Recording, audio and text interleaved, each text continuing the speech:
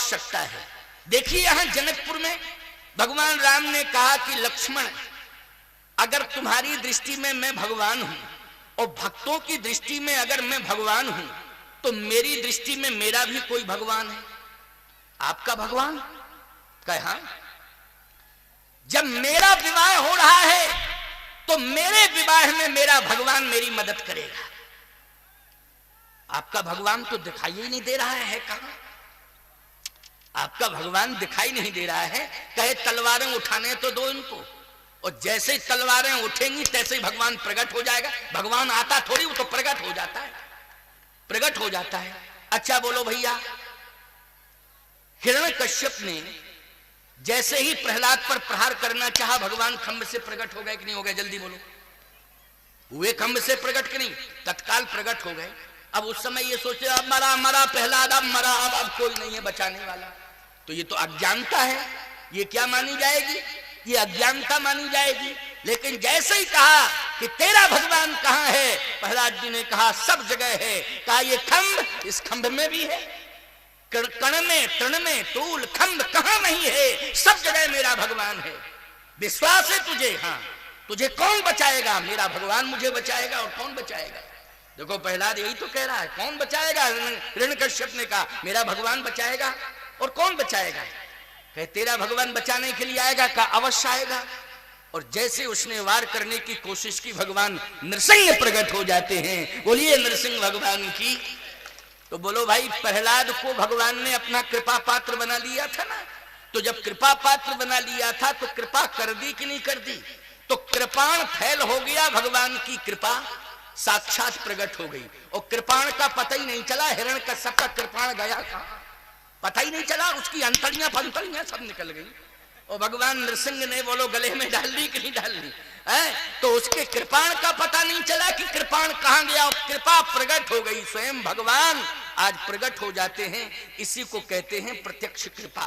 तो विश्वास करोगे तो सब कुछ होगा। लक्ष्मण तुम विश्वास कर लेना, जैसे इनकी तलवारें उठेंगी मेरे ऊपर, तुरंत मेरा भगवान प्रकट हो जाएगा। अच्छा आपका भगवान? हाँ बिल्कुल होगा। और जैसे इन राक्षसों ने, इन राजाओं ने, दुष्ट राजाओं ने तलवारें निकाली और जैसे राम जी पर वार करना चाहा, दौड़े राम जी की ओर, उसी समय परशुराम जी फरसा लेके प्रकट हो गए। परशुराम जी फरसा लेके, अच्छा बोलो प्रकट हुए कि नहीं परशुराम जी? जल्दी हुए प्रकट कि नहीं? तुरंत प्रकट हो गए। तलवार उठी और फरसा लेके परशुराम जी, और जैसे ही प्रकट हुए, परशुराम जी को देखा तो राजा कुछ नहीं बोले, देखते ही सबने अपनी अपनी तलवारें फेंक दी। बोलो फेंक दी कि नहीं फेंक दी? लक्ष्मण जी बोले ये कौन प्रकट हो गए? क्या यही तो मेरा भगवान है? तुम कैसी बात करते हो? ये मेरा भगवान है, प्रकट हो गया देखो। कहे प्रभु आपका भगवान बहुत तेज तर्रार है, हमारा भगवान तो बहुत ही ज्यादा सीधा साधा है। क्यों भाई? अच्छा लक्ष्मण जी के भगवान राम सीधे साधे हैं कि नहीं? सरल हैं। कहे लेकिन आपका भगवान तो बहुत तेज लग रहा है भैया। कई आवेशा अवतार है। कौन सा अवतार है? राम जी के पहले परशुराम जी का अवतार हुआ आवेशा अवतार। बोलो भाई हुआ कि नहीं हुआ? नृसिंह भगवान का भी आवेशा अवतार है, नृसिंह भगवान का भी आवेशा अवतार। तो समझना बहुत अच्छी बात, बहुत बढ़िया। देखो दाई की विशेषता, 10 रुपया दिया और नारियल ले गई, वो 10 रुपया चढ़ा के फिर वहीं चढ़ा दी। क्या बात है भगवान। देखो इसलिए तो कहते हैं बुद्धिमान बनो, विवेक होना चाहिए। इसको श्रद्धा भी कहते हैं। क्या कहते हैं? श्रद्धा कहते हैं। चलो श्रद्धा का सम्मान होना चाहिए, है नहीं? श्रद्धा विश्वास रूपण, श्रद्धा की ही तो बात है। इसलिए आओ, श्रद्धा है। जनकपुर वासियों में भी श्रद्धा ही है। बोलो श्रद्धा और विश्वास की भूमि है जनकपुर की भूमि। छत्तीसगढ़ भी श्रद्धा और विश्वास की भूमि है। ये भी साधारण भूमि नहीं है। यहाँ पर श्रद्धा और विश्वास है। विश्वास था कि 10 में नारियल मिल जाएगा, दुकान पे 20 से कम में नहीं मिलेगा। लेकिन यहाँ विश्वास है कि यहाँ क्यों मिल जाएगा। यही तो विश्वास की बात है, श्रद्धा और विश्वास। वाह धन्य है ठाकुर जी आपकी लीला। वाह भगवान की कृपा। तो आइए, मैं आपसे चर्चा कर रहा था क्योंकि आज तो समय में हम बंधे हुए हैं, 4:15 तक मुझे बोलना है और परशुराम जी आ ही गए हैं।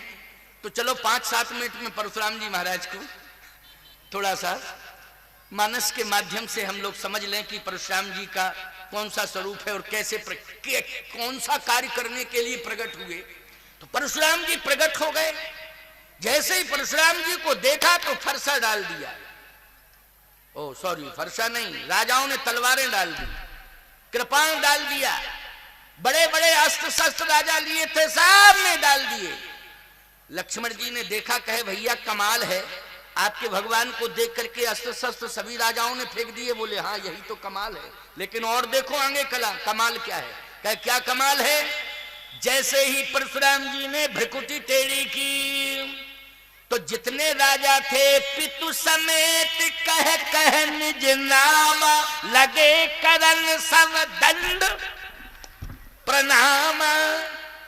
अपना नाम, अपने पिता, पिता के पिता, पिता के पिता के पिता, पिता सबका नाम ले डाला। परशुराम जी ने कहा कि तेरे पिता का क्या नाम है? कहे फलाने नाम, फलाना। अच्छा अच्छा, फलाना नाम। अमुक सन में आपने अपने फरसे से उनका, वही उन्हीं का मैं नाती हूं। नाती होता है ना, नाती, उनका मैं नाती हूं जिनका आपने। अच्छा, तू यहां आया क्यों था नालायक? साइड में खड़ा हो जाओ, साइड में खड़ा हो जाओ जल्दी। यहां आने की क्या जरूरत थी? तेरा बाप नालायक था तो तू क्या लायक हो गया क्या? साइड में खड़े हो जाओ। किसके लिए आया था पहले ये बता, झूठ मत बोलना। कहे शादी कराने आए थे। अच्छा, शादी कराने आया था? किससे शादी कराने आया था? जनक जी की बेटी से। अच्छा, जनक की बेटी से शादी कराने आया था। तेरी उम्र क्या है? 90 रनिंग। अच्छा, बुढ़ापे में शादी कराने आया था। साइड में खड़े हो जाओ। ये फरसा उसी समय का है, ये बदला नहीं है। वो भी समझ गया कि मौत हमारी ललकार रही थी, हमको इंतजार, इसलिए बुला लिया मौत ने, और अब हमारा काम तमाम होने वाला है। क्योंकि परशुराम जी ने कह दिया साइड में खड़े हो जाओ, तो इसका मतलब यही है कि हम लाइन पर आ गए। एक राजा, दूसरा, तीसरा, क्रमशः सारे राजा जब प्रणाम करने लगे तो परशुराम जी ने सबको लाइन में लगा दिया। सब खड़े हो जाओ लाइन में। 10,000 राजा सब लाइन में खड़े हो, कांप रहे हैं। भगवान राम ने कहा क्यों लक्ष्मण, मेरे भगवान का कमाल देखा तुमने? बोलो। लक्ष्मण जी बोले बहुत ही गजब का भगवान है। ऐसा भगवान तो पहली बार देखा मैंने। मैं अपने को ही तेज तर्रार मानता था, क्योंकि लक्ष्मण जी भी तेज तर्रार हैं कि नहीं, जल्दी बोलो, है कि नहीं? लेकिन आपका भगवान तो गजब का है, गजब। 10,000 राजा सब कांप रहे हैं। जनक जी आए, प्रणाम किया। परशुराम जी ने कहा जनक, ये 10,000 राजा जो खड़े हुए हैं, बहुत भीड़ होती 10,000 की। 10,000 कम होते क्या? अगर 10,000 यहां आ जाएं तो यहां से लेकर के बमनी तक, क्यों भाई, बैठालने की व्यवस्था की जाएगी कि बमनी तक बैठालने की व्यवस्था, तब 10,000 बनेंगे। और 10,000 तो ये नालायक ही हैं, और तो बहुत भीड़ हुई है वहां। जो साधु राजा हैं, जो साधु महात्मा हैं, 33 करोड़ देवता हैं, भगवान शंकर हैं, ब्रह्मा हैं, ये सभी आए ना वहां। विवाह का कार्यक्रम चल रहा है तो सब आए, बहुत भीड़ है। लेकिन 10,000 सब लाइन में खड़े हैं। जनक, इन सबको तुमने आमंत्रित किया था? कहे आमंत्रित तो नहीं, ऐलान किया था, सुन सुन के सब आए। अच्छा, ऐलान किया था तुमने, इसलिए सुन सुन के आए हैं। हाँ, क्यों निमंत्रण गया था? कहे नहीं, सुन के आए, सुन के ही आए। अच्छा, खड़े रहो साइड में, कोई जाने की हिम्मत मत करना। अगर निकल गए तो समझ लेना खानदान नहीं बचेगा तुम्हारा। कहे नहीं नहीं नहीं, हम तो खड़े ही हैं, मरने को आए हैं, खड़े है ना। जनक एक बात बताओ, ये धनुष तुम्हारे यहां रखा हुआ था, ये मेरे आराध्य का गुरुदेव का धनुष, आज मैं देख रहा हूं इसकी दुर्दशा, और तुम्हारे होते हुए इसकी दुर्दशा। आखिर किसने ये धनुष तोड़ा है, किसने धनुष की दुर्दशा की है, उसको मेरे सामने लाओ, उसको मेरे सामने लाओ। अब जनक जी कैसे ला सकते हैं राम जी को सामने, बोलो, क्योंकि दामाद बना चुके हैं, बोलो बना चुके कि नहीं। और दामाद के ऊपर प्राण घातक संकट आ जाए, ईमानदारी से बताओ भैया, तो ससुर देखता रह जाएगा क्या? वो यही कहेगा कि ये प्राण जन्म संकट मेरे ऊपर आ जाए, मैं इसे स्वीकार कर लूंगा, लेकिन मेरे दामाद के ऊपर आंच ना आने पावे। हर ससुर यही सोचेगा कि नहीं कि दामाद हमारा सुरक्षित रहे। जनक जी कैसे कह दे, लेकिन जनक जी महाराज के बोध है प्यारे, क्या है बोध। इसलिए कहता हूं कि कभी भी बड़ी से बड़ी जटिल से जटिल समस्या आ जाए, उस समय बोध रखो अपने जीवन में। लेकिन बोध आएगा कैसे, बोध मानी विवेक, बोध आएगा कैसे, बोले बिन सत्संग विवेक न हो। ये सत्संग से ही विवेक आ रहा है, और ये विवेक जो आ रहा है ये कैसे आ रहा है, राम कृपा बिन सुलभ न सोई। जब यज्ञ भगवान ने कृपा की है तब सत्संग सुनने का अवसर आपको मिला है। अब सत्संग आप सुन रहे हैं तो निश्चित रूप से आप विवेकवान बन रहे हैं। क्या बन रहे हैं, विवेकवान बन रहे हैं। और ये विवेक संकट में आपका साथ देगा। रुपया पैसा होते हुए भी जीवन सुरक्षित नहीं हो पाता है, बोलो भाई। बड़ा ऊंचा पद पाने के बाद भी हमारा जीवन सुरक्षित नहीं हो पाता है, लेकिन यदि हमारे जीवन में विवेक है तो निश्चित रूप से हमारा जीवन सुरक्षित हो जाएगा। मैं कहता हूं कि एक कथा श्रीमद् भागवत में आती है कि अजामिल ने नारायण, अब बोलो ईमानदारी से, उसका विवेक काम कर गया।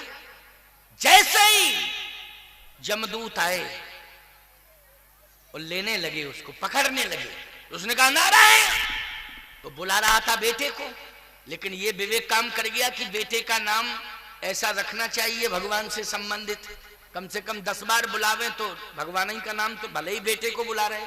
जैसे मान लो आपने अपने बेटे का नाम रखा नारायण, तो आप बेटे को ही बुलाएंगे, नारायण कहाँ हो, तो एक बार नारायण, नारायण तुम दिखाई नहीं दे रहे हो, नारायण, नारायण कहाँ चला गया, नारायण कई बार निकला कि नहीं। और आपने अपने बेटे का नाम रखा गप्पू, तो गप्पू कहाँ हो तुम, गप्पू किधर चले गए, गप्पू क्या कर रहे हो, गप्पू दिखाई नहीं देता। दिन भर गप्पू गप्पू गप्पू गप्पू में निकल जाएगा, और मरते समय कहोगे गप्पू, और गप दे भवसागर में चले जाएगा। बचने के चांस ही खत्म हो जाएंगे। क्यों भाई, हो जाएंगे बचने के चांस खत्म कि नहीं। इसलिए नारायण ऐसा ही नाम रखा करो। जितने भी हमारे देवी देवता हैं, जितने भी अवतार हुए हैं, उनसे संबंधित नाम अपने बेटा बेटियों के रखो, तो कम से कम 10-20 बार उनको बुलाओगे तो नाम भगवान का लिव जाएगा कि नहीं। भाव को भाव अनख आलसहु नाम जपत मंगल दिश दसहु। इसलिए कहता हूं कि नारायण जैसे ही कहा तो बेटे का तो पता नहीं चला, लेकिन नारायण के कान में आवाज पहुंच गई, और नारायण ने कहा पार्षदों से कि जाओ जाओ, यमदूत पकड़ने जा रहे हैं, यमदूत ले जा रहे हैं, मेरा नाम ले रहा है। यमदूतों की हिम्मत कैसे पड़ी। तो भगवान के पार्षद धर्मदूत आए और बोलो अजामिल को पकड़ लिया कि नहीं, रक्षा कर ली कि नहीं कर ली, जल्दी बोलो, की रक्षा की नहीं की। और रक्षा की तो इतिहास बन गया। भागवत में ये चर्चा का विषय है। जब भी श्रीमद् भागवत सुनोगे ये कथा सुनने को मिलती कि नहीं मिलती है, ये कथा सुनने को मिलती है। इसलिए मैं कह रहा हूं आपसे कि नाम ऐसे रखो कि जैसे हमारा कभी भी किसी भी समय हम अपनी संतान को बुलाएं, अपने प्रेमी नेमियों को बुलाएं, तो भगवान से संबंधित नाम हो तो उतने ही बार भगवान का नाम हमारी वाणी पर आ जाएगा। जनक जी में विवेक है। जनक जी ने कहा परशुराम जी ये कह रहे हैं कि जिसने तोड़ा है उसको मेरे सामने ला दो। कैसे ला दे? राम जी ने तोड़ा है धनुष। जनक जी ने हाथ जोड़ के कहा महाराज कृपा करो थोड़ी सी। नहीं नहीं बात मत करना जनक, चुप रहो। जिसने भी धनुष तोड़ा है सहस्त्रबाहु सम सो रिपु मोरा। ये फरसे ने सहस्त्रबाहु अर्जुन की भुजाओं को छिन्न भिन्न कर दिया था। आज ये फरसा इंतजार कर रहा है कि किसकी भुजाओं में इतनी बड़ी ताकत है। आज ये फरसा उसकी भुजाओं को उसके धड़ से अलग करेगा। राजाओं ने कहा आपस में जितने थे, बोले बहुत ही अच्छा हुआ जो टूटा नहीं धनुष, क्योंकि बच तो गए कम से कम। नहीं अगर जोश ही जोश में तोड़ देते तो सभी मरते।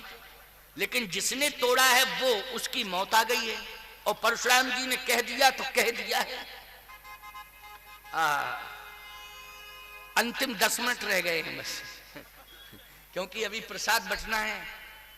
कई कुंटल की पूड़ियां बनी हैं और तस्मई, अब बटने में टाइम लगेगा कि नहीं लगेगा है? तो सबको प्रसाद और व्यवस्थित मिल जाए प्रसाद। हमारे गांव के मड़मड़ा के ग्रामवासी, क्योंकि जहां यज्ञ होता है वो संत का ग्राम हो जाता है। जिस गांव में यज्ञ होता है उस गांव को संत जो है अपना गांव मान लेते कि तो हमारा गांव है नहीं, क्योंकि यज्ञ हो गया, भगवान को आमंत्रित किया, भगवान को बुलाया है साहब, 33 करोड़ देवताओं को बुलाया है, संतों की सेवा की है, तो गांव को अपना माना जाएगा कि नहीं माना जाएगा है? इसी प्रकार से गांव हमारा बना रहे उसका उपाय एक ही है कि हमेशा यज्ञ होता रहे, तो ये गांव साधु संतों का बना रहेगा और भगवान आते रहेंगे, कृपा करते रहेंगे। और कई ग्राम के लोग, कई जिलों के लोग यहाँ आकर के कथा सुन रहे हैं बैठे। बोलो ये शोभा बढ़ रही है कि नहीं?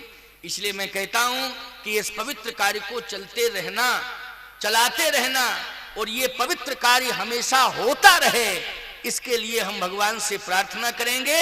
लेकिन सत्संग के माध्यम से कर्णेंद्रिय के द्वारा तुम्हारे हृदय में वह ज्ञान और यज्ञ का ज्ञान और विज्ञान प्रवेश करा रहे हैं सत्संग के माध्यम से, कि भगवान इसी तरह से तुम्हारी सद्बुद्धि बनाए रखे कि ऐसे शुभ कार्य सदा होते रहें और तुम समस्त ग्रामवासी क्षेत्रवासी इस तरह से सहयोग करते रहो, आते रहो, ये कार्य चलता रहे। गांव के लोग बहुत बहुत साधुवाद आशीर्वाद के पात्र हैं। मड़मड़ा के लोगों ने बहुत ही तन से मन से सहयोग किया है और इसके लिए हम उन्हें हृदय से आशीर्वाद देते हैं। लखन लाल जी ने तन मन धन तीनों से सहयोग किया है। वो निश्चित रूप से वो उनके भाई बंधु परिवार, उनके प्रेमी, उनके ग्रामवासी, उनके क्षेत्र के सभी प्रेमी लोग, जितने भी प्रेमी और सम्माननीय आदरणीय लोग हैं, वो सभी मेरे द्वारा आज अनंत कोट आशीर्वाद प्राप्त कर रहे हैं। सबको मैं समान रूप से आशीर्वाद दे रहा हूं। अंतिम बात सुनिए, जनक जी ने बुद्धि का परिचय दिया, अब क्या किया जाए? आहा, जनक जी महाराज प्रणाम कर चुके थे, लेकिन जनक जी ने दोबारा प्रणाम किया। दोबारा प्रणाम क्यों किया आप सुनिए जरा। सीता जी को इशारा किया कि बेटी तुम दूर क्यों खड़ी हो, आओ। तो पिता इशारा करे तो पुत्री तो आएगी। छोटी सी जानकी है, 6 साल की उम्र है, छम छम छम छम करती हुई किशोरी जी पहुंच गई। 6 वर्ष की बालिका है ना, पहुंच गई। आहा, ईमानदारी से बताओ, 6 साल की बेटी किसी के आगे आ जाए, आंखों के सामने आ जाए, तो बोलो उस समय क्रोध करुणा में बदल जाएगा कि नहीं बदल जाएगा? क्रोध किस में बदलेगा? करुणा में। ये विवेक की बात है। जैसे ही जनक जी महाराज ने इशारा किया, अरे जनक जी चाहते तो कहते महाराज मेरे प्राण ले लो, लेकिन जिसने धनुष तोड़ा है वो मेरा दामाद है, उसके प्राण आप नहीं ले सकते हो, और यदि उसके प्राण लोगे तो पहले मेरे प्राण आपको लेने पड़ेंगे, और मेरे परिवार के प्राण, मेरे जनकपुर वासियों के प्राण, सबके प्राण आपको लेने पड़ेंगे, तब कहीं दामाद के ऊपर आंच आएगी, ऐसे नहीं आप प्राण ले सकते। वो लोग कह सकते थे कि नहीं। इस बात से विवाद बढ़ता कि घटता? विवाद बढ़ता। लेकिन वाह रे जनक जी महाराज, इसलिए कहते हैं कि जनक जी को अरे उस यह बात सुन करके क्रोध आना चाहिए था कि परशुराम जी किस प्रकार की भाषा बोल रहे हैं, क्रोध आना चाहिए था। लेकिन क्रोध नहीं, बोध। क्या बात है, बुद्धि ने काम किया और बुलाया अपनी बेटी सीता को कि बेटी आओ। और जैसे श्री किशोरी जी आई, जनक बहोर आई सिर नावा, और सिय बुलाए प्रणाम करावा। सीता जी को बुलाया, बहोर मानी दोबारा, पहले प्रणाम कर चुके हैं, अब दोबारा प्रणाम कराया। और जैसे ही प्रणाम सीता जी ने किया, आंसू आ गए जनक जी महाराज की आंखों में। कहे जनक ये कौन है? कहा यही बेटी है, इसी का विवाह है। अच्छा, इसी बेटी का विवाह है। सीता जी को देख के, जानकी जी को देख करके परशुराम जी की आंखों में भी आंसू आ गए। परशुराम जी की आंखों में आंसू आ गए। इसलिए मैं कहता हूं घर में बेटी का होना बहुत जरूरी है। घर में बेटी का होना, घर में कन्या का होना बहुत जरूरी है। जिस घर में कन्या होती है प्यारे, उस घर में परमात्मा स्वयं आता है। और जब आता है तो याद रखना, उस कन्या को देख करके परमात्मा भी द्रवित हो जाता है प्यारे, परमात्मा भी द्रवित हो जाता है, उसकी आंखों में भी आंसू आ जाते हैं। कन्या में बड़ी क्षमता होती है, बड़ी ताकत होती है। जैसे गौ माता में ताकत है कि रोम रोम में देवता बस गए। बोलो बसे कि नहीं? रोम रोम में देवताओं का वास है। मैं कहता हूं 33 करोड़ देवताओं को मनाने के लिए, प्रसन्न करने के लिए 9 दिन लग गए पूरे। क्यों 9 दिन लग गए? साकिल्य पे साकिल, और लो और लो, स्वाहा स्वाहा स्वाहा। पंडितों को मौका नहीं मिला सोने खाने का। बोलो कितनी मेहनत पड़ी। हवन कुंडी के सामने सभी वैदिक बैठते थे। यजमान लखनलाल जी के दामाद बेटी बने हुए थे, सब बैठते थे। और जिस समय स्वाहा होता था और लो फिकती थी प्यारे, किसको प्रसन्न करने के लिए? आंच सहते थे। लेकिन देवताओं हमारे भक्तों के ऊपर आंच ना आने पावे, इसके लिए खुश हो जाओ तुम। जितना जो कुछ चाहो हम सब देने को तैयार हैं, लेकिन भक्तों पर आंच ना आने पावे, हम आंच सहने को तैयार हैं। बोलो भाई। लेकिन एक गौ मां में वो ताकत है कि रोम रोम में देवताओं का वास है। और यदि आपने एक गौ की सेवा कर ली और गौ सेवा करके गौ को प्रसन्न कर लिया, तो अपने आप 33 करोड़ देवता प्रसन्न हो जाएंगे। अलग से प्रसन्न करने की आवश्यकता नहीं पड़ेगी। ये बिल्कुल सत्य कह रहा हूं मैं आपसे। ऐसे बेटी, जिस घर में बेटी होती है, जिस घर में कन्या होती है, याद रखना उस घर में निश्चित रूप से भगवान किसी न किसी रूप में आते हैं। किसी न किसी रूप में भगवान जरूर आते हैं। क्योंकि बेटी का जिस दिन जन्म होता है, उस घर में उसी दिन यज्ञ का भूमि पूजन हो जाता है कि निश्चित रूप से यज्ञ होगा ही होगा। क्योंकि बेटी का विवाह क्या है? यज्ञ है। तो बेटी का विवाह यज्ञ है। अब बताओ भैया, बेटी घर में अगर जन्म ले चुकी है तो यज्ञ होगा कि नहीं होगा? विवाह क्या है? विवाह एक यज्ञ है, निश्चित रूप से यज्ञ होगा। उसी दिन भूमि पूजन ही हो जाता है यज्ञ। ये सौभाग्य प्राप्त होता है। बेटी को देखा, परशुराम जी की आंखें लाल थीं, क्रोध था, लेकिन करुणा में बदल गया, आंसू गिरने लगे। और जैसे ही आंसू गिर रहे थे, परशुराम जी ने जानकी जी को देखते ही कहा, अखंड सौभाग्यवती भव। जनक जी ने कहा आदि समस्या हल हो गई, आदि समस्या हल हो गई। क्यों भाई हो गई आदि समस्या हल? क्यों? क्योंकि अब तो अखंड सौभाग्यवती भव का आशीर्वाद मिल गया ना। बोलो भैया, ये प्रतिकूलता जो अनुकूलता में बदली, ये विवेक के द्वारा ही बदली कि नहीं? किसके द्वारा? जल्दी बोलो। यानी क्रोध में बोध होना चाहिए कि नहीं होना चाहिए?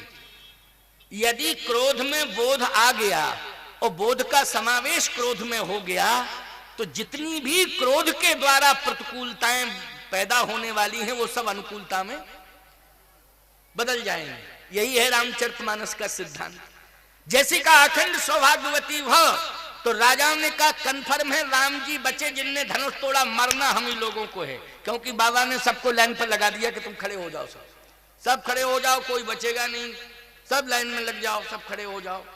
तो सीधी सी बात मेरी ये है कि बहुत ध्यान से सुनना, बहुत ही महत्वपूर्ण बात है। अंतिम 5 मिनट बचे हैं, केवल अंतिम 5 मिनट। अब क्या बतावें, आज भंडारा है और आज ही हमको जाना भी है, और साथ ही साथ गजब की बात तो यह है कि आप ऐसे प्रेमी हो कि संख्या आपकी बढ़ती ही जा रही है। देखो कितनी संख्या है। कल हम आने की कोशिश किए थे, बहुत प्रयास किए कि हम पहुंच जाएं, लेकिन प्रयास करने के बाद भी कल नहीं पहुंच पाए। क्यों? वहां भी एक विशेष व्यवस्था थी जहां गए थे, परंतु मन यहीं था, शरीर वहां था, लेकिन मन यहां था। मन हमारा लग नहीं रहा था, यहीं लगा था मन कि कैसे पहुंचूं, कब पहुंचूं, कैसे पहुंचूं, कब पहुंचूं। लेकिन प्यारे, तुम सबकी श्रद्धा भक्ति को मैं समझ रहा था। तुम्हारी जो जिज्ञासाएं थी वो सब समस्त लोगों की जिज्ञासाओं को मैं अक्षर सा समझ रहा था, लेकिन मजबूरी थी कि मैं आ नहीं पाया। परंतु आज तो आ तो गया था रात्रि में ही, है नहीं? और आप सबको देख के बड़ी प्रसन्नता हुई है। तो आइए अंतिम 5 मिनट और हैं, सुनिए जरा। सीता जी को अखंड सौभाग्यवती भव का आशीर्वाद मिल गया। अब परशुराम जी महाराज ने कहा जनक वो कहां है जिसने धनुष तोड़ा है, वो कहां है? गोस्वामी जी कहते हैं विश्वामित्र जी ने उसी समय इशारा किया राम जी को कि तुम हमारे पीछे खड़े हो जाओ, पीछे खड़े हो जाओ। तो राम और लक्ष्मण दोनों विश्वामित्र जी के पीछे खड़े हो गए। विश्वामित्र जी परशुराम जी के आगे खड़े हो गए, और जैसे ही आगे खड़े हुए तो परशुराम जी ने देखा विश्वामित्र जी आए हैं, तो विश्वामित्र मिले पुनि आई, और जैसे भेंटने लगे आपस में एक दूसरे को, तो विश्वामित्र जी ने तुरंत इशारा किया राम जी को कि हम परशुराम जी को पकड़े हैं, तुम प्रणाम कर लो, जितने जल्दी प्रणाम। क्योंकि भेंटोगे तो भाई किसी को एक दूसरे के जब भेंटेंगे तो भेंटने में भुजाओं को भरेंगे कि नहीं भरेंगे? बोलो, ये भी तो विवेक की बात है, क्यों भाई? विश्वामित्र मिले पुनि आई, विश्वामित्र जी महाराज जैसे ही मिले और विश्वामित्र जी ने परशुराम जी को जैसे अपनी भुजाओं में भरा, एक दूसरे से मिल रहे थे, इतने ही में पद सरोज मेले दो भाई राम लक्ष्मण दोनों ने प्रणाम कर लिया। और जैसे ही प्रणाम किया तो परशुराम जी महाराज कहते हैं आयुष्मान भाव दीर्घायु भाव। राजाओं ने कहा हम ही मरे, कन्फर्म है, क्योंकि तोड़ने वाले को भी आशीर्वाद मिल गया, आयुष्मान भाव दीर्घायु भाव। बोलो भैया, जब आशीर्वाद मिल गया है तो अब कन्फर्म है कि हम ही लोगों को मरना पड़ेगा। लेकिन बचें कैसे? बचने का उपाय बताओ। तो भैया एक बात बताएं, अब इनके बचने का उपाय अगर हम बताने लगेंगे तो 2-3 दिन लग जाएंगे, क्योंकि उसमें बहस छिड़ेगी, तभी तो बचेंगे ये नहीं, ऐसे कैसे बचेंगे? तो इनको तो हम बचाएंगे बाद में, अभी तो खड़ा रहने दो इनको, और 1-2 साल खड़े रहे तो कोई दिक्कत नहीं, खड़े रहने दो, साल भर तक खड़े रहने दो। हाँ, जब इतनी बड़ी गलती की है तो खड़े रहे साल भर तक, क्या दिक्कत की बात है? खड़े रहे, लाइन में लगे, साल भर तक खड़े रहे, फिर देखते हैं इन पर बहस जारी होगी तब क्या डिसीजन निकलता है। लेकिन अंत में डिसीजन क्या निकला है, इस बात को सुन लीजिए। परशुराम जी ने भगवान राम को जैसे ही देखा तो राम ही चितई रहे थक लोचन, रूप अपार मार मद मोचन। जैसे भगवान राम के उस दिव्य स्वरूप को देखा परशुराम जी ने, तो टकटकी निगाह से रूप सौंदर्य का, रूप माधुरी का दर्शन करने लगे। फरसा नीचे नेत्र देख रहे हैं और टकटकी निगाह से देख रहे हैं। वाह! परशुराम जी ने कहा कि अपने मन से कि मन तू रूप पर आकर्षित क्यों हुआ? क्योंकि बाल ब्रह्मचारी अति कोई, मैं बाल ब्रह्मचारी हूं, और ब्रह्मचारी का रूप पर आकर्षण नहीं होता है, ब्रह्मचारी का रूप पर आकर्षण नहीं होता है, ब्रह्मचारी रूप पर आकर्षित हो ही नहीं सकता है। यदि वो रूप पर आकर्षित हो जाता है तो निश्चित रूप से उसकी साधना में अनंत व्यवधान पैदा हो जाते हैं। एक व्यवधान नहीं, कई प्रकार के व्यवधान पैदा हो जाते हैं। लेकिन तू ब्रह्मचारी है, लेकिन रूप पर तू कैसे आकर्षित हुआ? परशुराम अपने मन को कह रहे हैं, परशुराम जी अपने मन को कह रहे हैं, बार बार कह रहे हैं, बताते क्यों नहीं हो कि रूप पर तू आकर्षित क्यों हुआ? राम ही चितय रहे थक लोचन। फिर मन ने कहा कि विचार करो, क्रोध को हटाओ, थोड़ा बोध आगे लाओ, क्रोध को पीछे करो, बोध को आगे लाओ, समझ में आ जाएगा कैसे। और जैसे ही आंख बंद की, जैसे ही आंख बंद की तो प्यारे बुद्धि बोल पड़ी। क्या बोल पड़ी बुद्धि? कि आप ब्रह्मचारी हैं, और ब्रह्मचारी, नैष्टिक ब्रह्मचारी कभी जगत के सौंदर्य पर प्रभावित नहीं होता है। और जिस दिन नैष्टिक ब्रह्मचारी सौंदर्य पर प्रभावित हो जाए तो बार बार बुद्धि कहती है, परशुराम जी महाराज ये समझ लेना कि वो जगत का सौंदर्य नहीं है, वो स्वयं जगदीश का सौंदर्य है। ये लौकिक सौंदर्यता नहीं है, अलौकिक सौंदर्यता है। इसलिए अलौकिक सौंदर्य आज आपके सामने है, जगत नहीं जगदीश खड़ा हुआ है। जरा समझने की कोशिश करो। और वास्तव में ये प्रमाण मिल ही गया है। कैसे? परशुराम जी ने जब बार बार देखा राम जी को, तो उनके जो अस्त्र शस्त्र थे सब अपने आप सरेंडर हो गए। देत चाप आप ही चल गए, परशुराम मन विस्मय भयऊ, कह जय जय जय रघुकुल केतु, और भृगुपति गए बन ही तप हेतु। अब इन राजाओं ने देखा कि हमारा हाई कमान सरेंडर होके बन चला गया तपस्या करने, तो अब हम लोगों को तो सरेंडर हो ही जाना चाहिए। तो जितने विरोधी राजा थे वो भी सब कहने लगे, श्री राम आपकी जय हो, जय हो, जय हो, जय हो। सब जय जयकार करने लगे भगवान राम की।